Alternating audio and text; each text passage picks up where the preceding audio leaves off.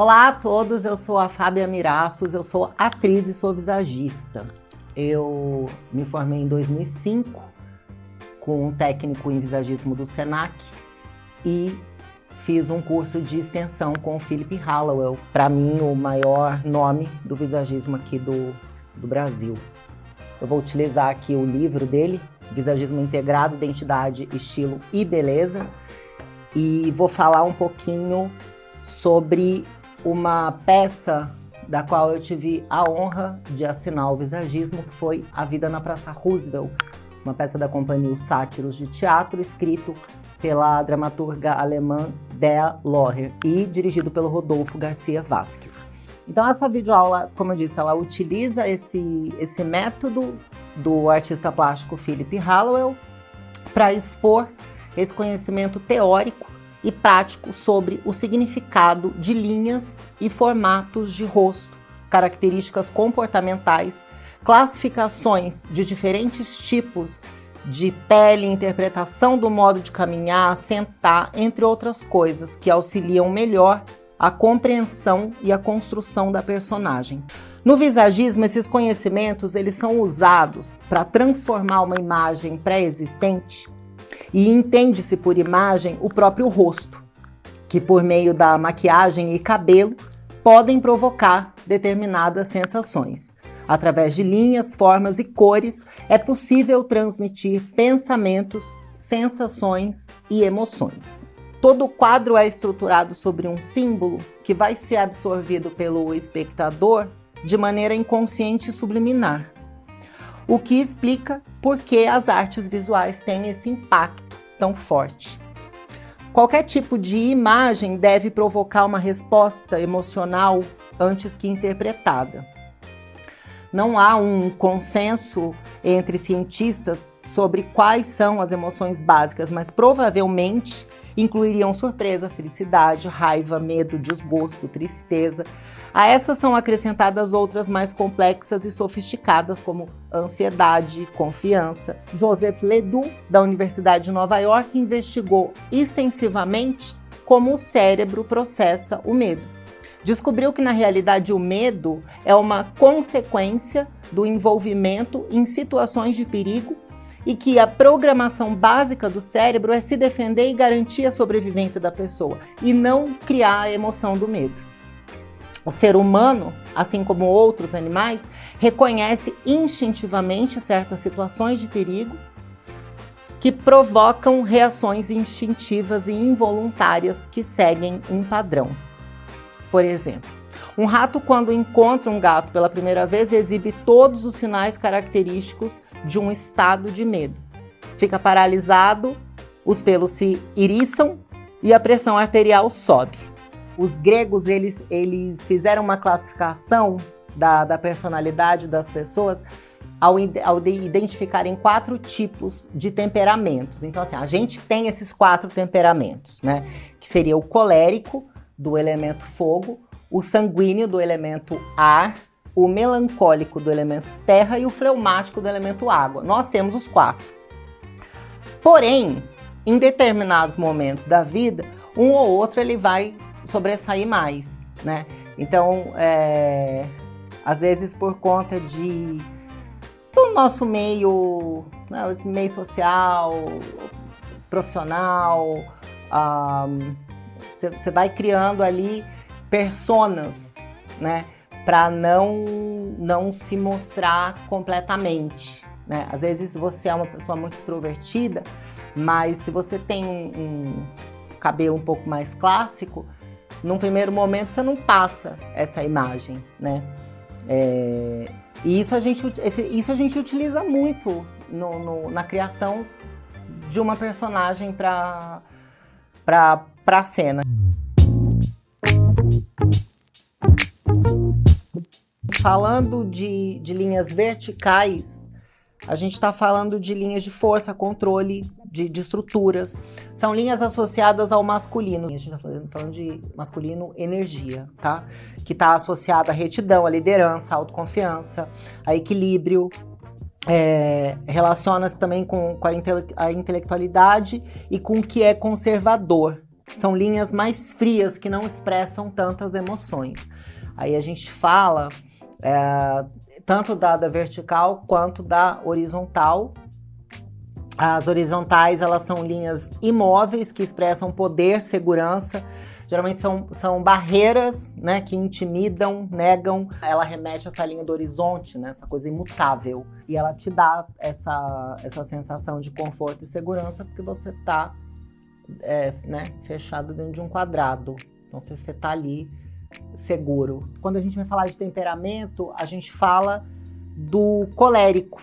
A gente está falando da energia do fogo, né? Então a gente está falando de algo, de um temperamento mais explosivo, né? Geralmente é mais passional, emotivo, dramático, intenso. Gosta de liderar, de resolver problema, de tomar iniciativa. Quando a gente vai criar uma personagem com essa característica colérica, é engraçado porque imediatamente a gente pensa em alguém com cabelo preto. A gente pensa num figurino de cores mais fechadas e frias, brilho. São coisas fortes, assim. A gente não pensa em babadinho, em rendinha, né? As linhas inclinadas, elas são mais dinâmicas, mais dramáticas. Elas criam movimentos, né? Geralmente em uma única direção, elas são linhas instáveis, então ela te dá essa sensação de insegurança. Ao contrário do colérico, que te deixa fechada num quadrado, essa linha inclinada, ela não te dá uma sensação de segurança nenhuma, muito pelo contrário, né? Essa sensação de coisa que tá andando aí pelo ar. Não é à toa que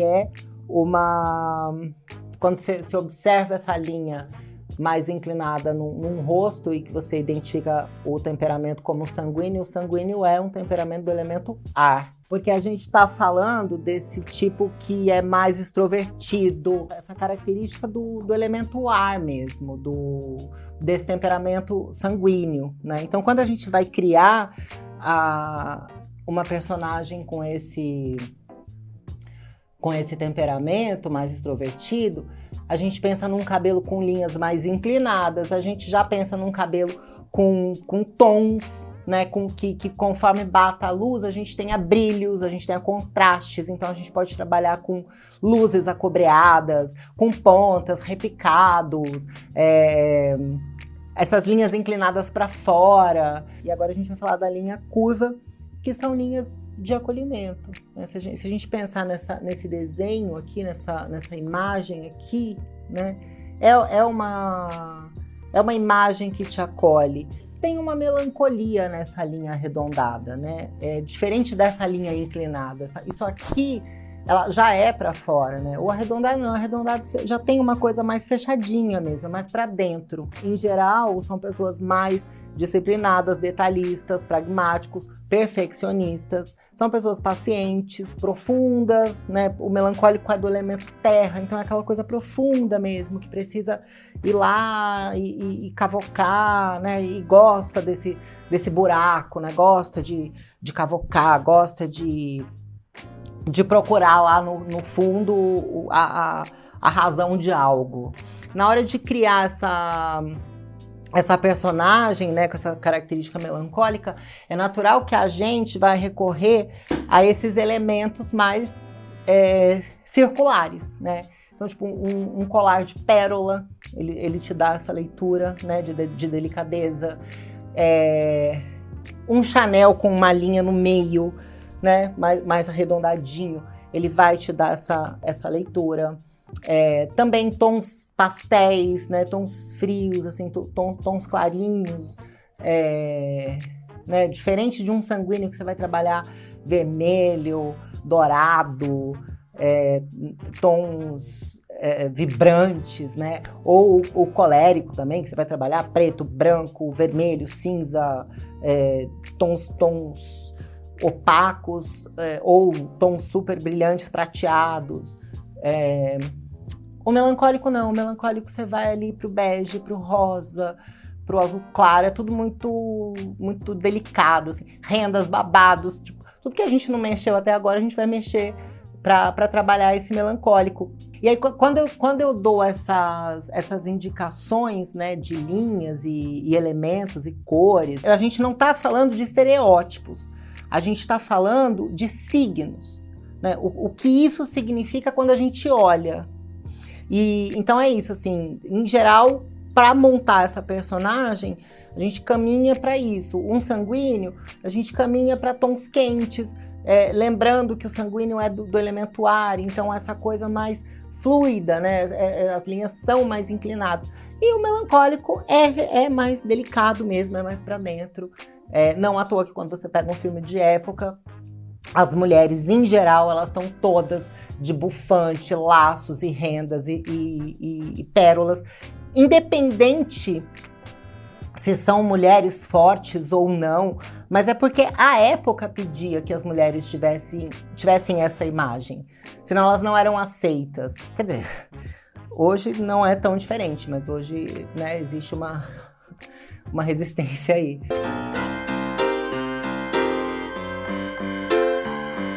A Concha, ela foi vivida pela atriz Ângela Barros. Essa peça é uma peça de 2005. E a história dela é que é uma secretária que se descobre vítima de um câncer e que, ao passar por sessões de quimioterapia, perde os seus cabelos, envelhecendo bruscamente. Tudo isso aqui que eu tô falando, como é que se aplica na criação de uma personagem, né? O visual dessa personagem. Bom, primeiro a gente precisa entender qual a linguagem visual proposta pela direção.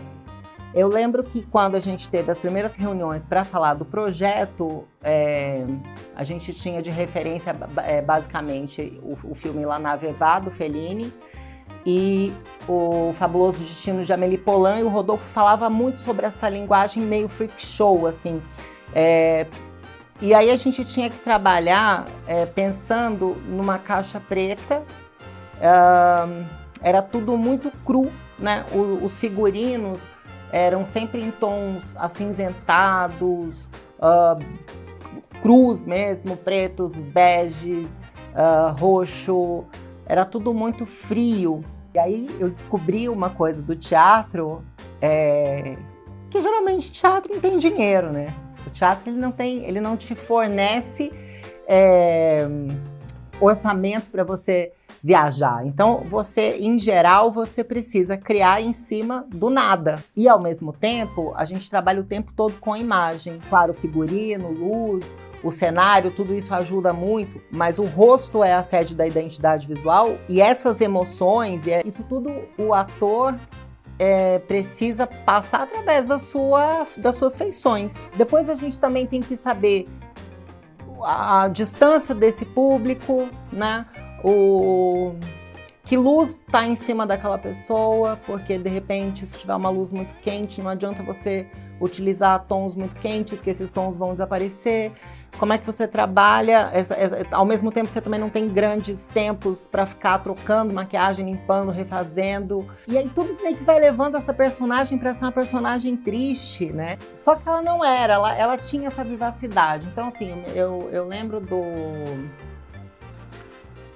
do figurino dela, que era num tom de marinho, roxo, vinho, esses tons mais fechados e mais frios. A Ângela, ela é uma atriz com um formato de rosto que a gente chama de hexagonal de lateral reta, que significa o quê?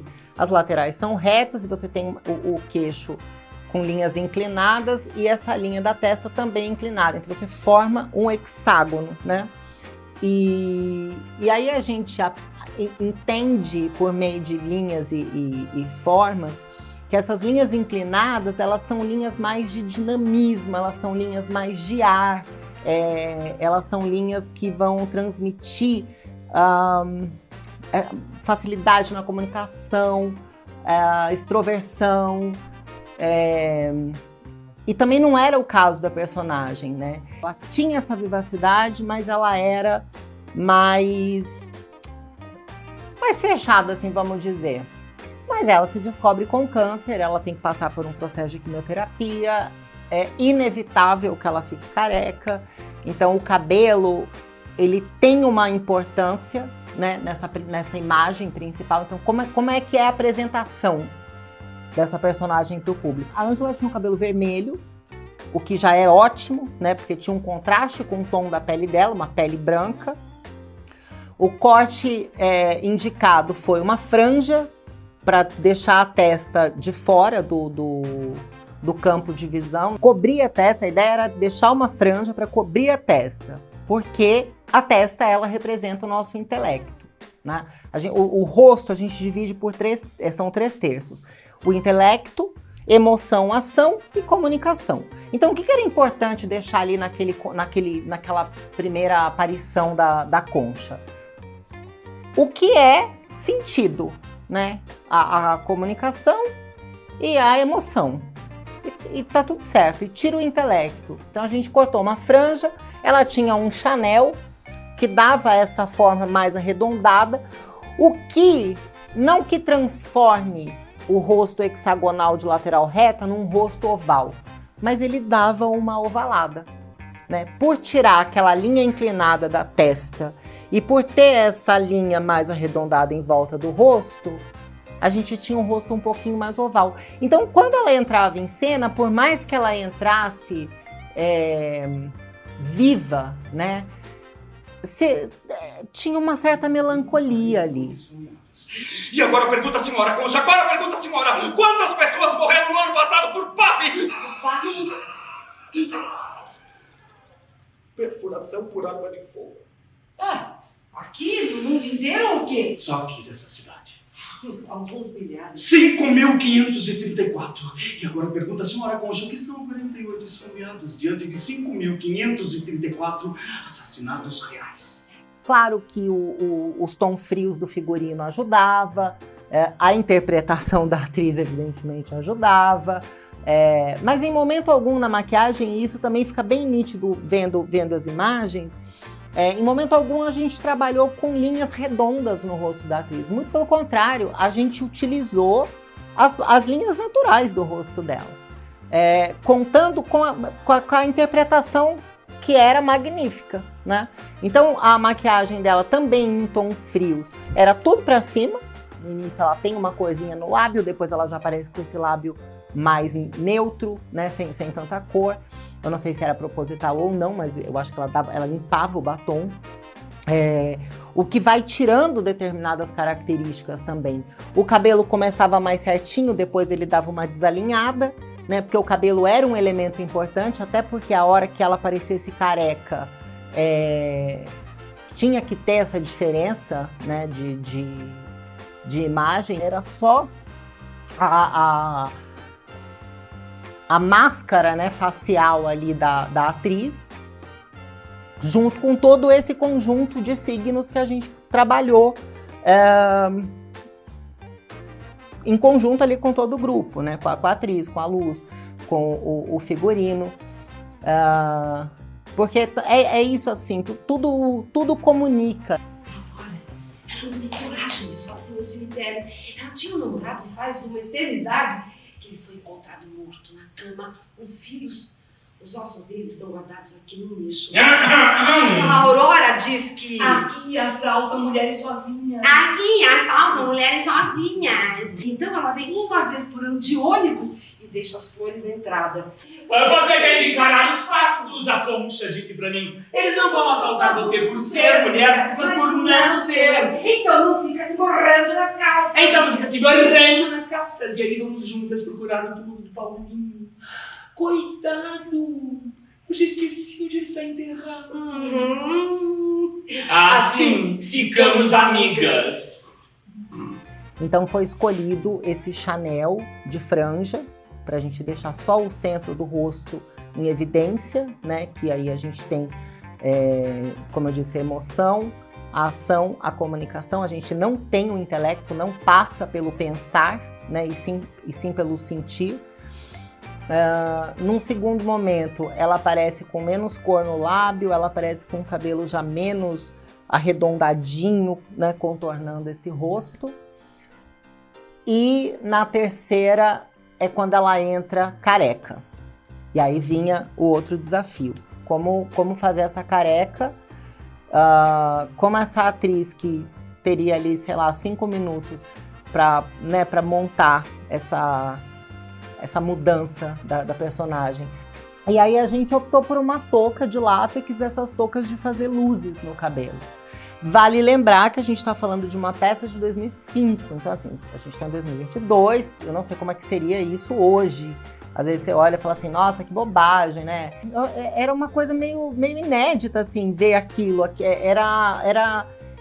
Era bonito de ver aquilo acontecendo ali na sua frente. Então ela entrava com essa touca de látex, e o teatro, ele tem essa coisa toda mágica, né? Que você pega qualquer coisa e fala, isso aqui é tal coisa, e vira tal coisa na mão do ator.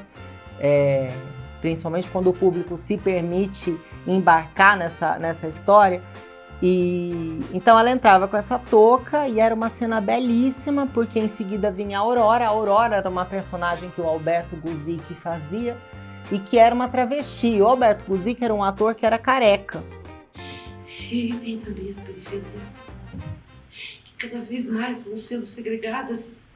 Trilhas que antes foram percorridas, agora cobertas de mato. E tem as quebradas em todas as regiões possíveis. Às vezes eu fico imaginando que a gente podia prender um transmissor no sapato de cada cidadão.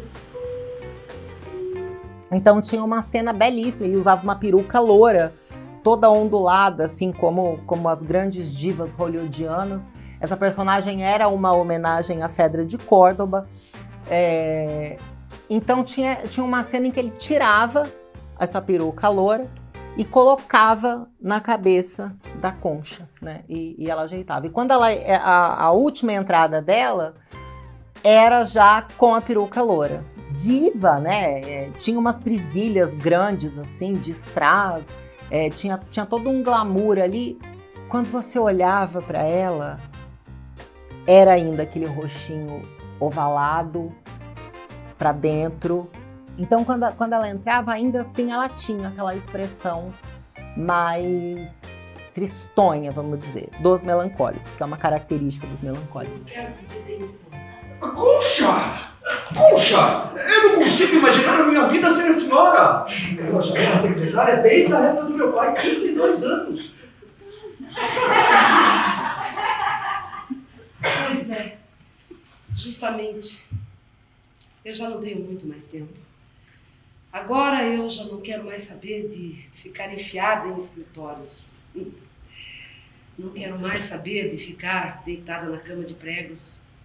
Manhã tão bonita, manhã. E aí eu falei das linhas inclinadas, né? Porque a atriz tem essas linhas no rosto. E aí é legal quando a gente vai montar a caracterização de uma personagem, a gente poder ver também esse processo criativo do ator e ter essa conversa com o ator também, para entender o que é possível. E aí lembrando, né, por que a escolha também de trazer essa imagem mais ovalada para o rosto da atriz? Porque o oval é uma característica do rosto de um melancólico. Então você olha ali o rosto oval, ele já te dá essa leitura do melancólico. E olhando as imagens, né, você consegue ver tudo isso que eu tô falando. Você vê essa curva todinha, e mesmo que ela comece e acabe com o cabelo, né, esse tom de louro é um louro também mais pastel, é um louro mais bege, é um louro que não faz contraste nenhum com o rosto dela. Então, assim, ele dá uma unidade de coloração que quando você olha, as feições tristes se mantêm ali. Sou eu que estou fedendo. E eu não me importo. Estou fedendo e quero que todo mundo sinta. Canta o meu coração, Que remédio! Que doença! tão feliz na manhã desse amor.